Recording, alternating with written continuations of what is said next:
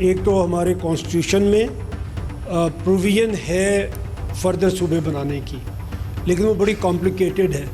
اگر کوئی یہ بنانا چاہے گا، جب بنانا چاہے گا انشاءاللہ، تو کانسٹیٹیوشن امینڈ کرنا پڑے گا، اور خاص طور پہ وہ کلاز امینڈ کرنی پڑے گی جو یہ کہتی ہے کہ اگر پنجاب نے تقسیم ہونا ہے تو پہلے پنجاب اسمبلی ود 2/3 میجورٹی یہ پاس کرے گی کہ آپ ہمارے 10 صوبے بنا دیں، اور پھر اس کے بعد نیشنل اسمبلی 2/3 میجورٹی جو طریقہ ہے آئین کا، اس کے مطابق امینڈ کرے گی.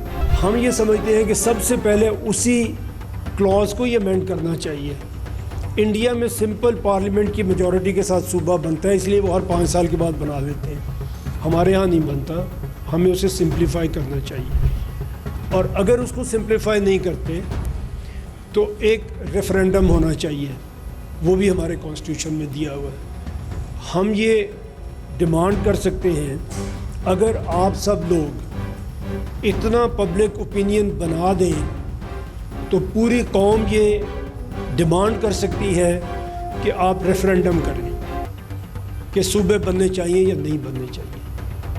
ایک یہ طریقہ ہے. اس میں ٹائم لائن تو نہیں دی جا سکتی، یہ ہماری اپنی اسٹرگل کے اوپر ہے، ہم کتنی جلدی یونائٹ ہو جاتے ہیں اس کے لیے.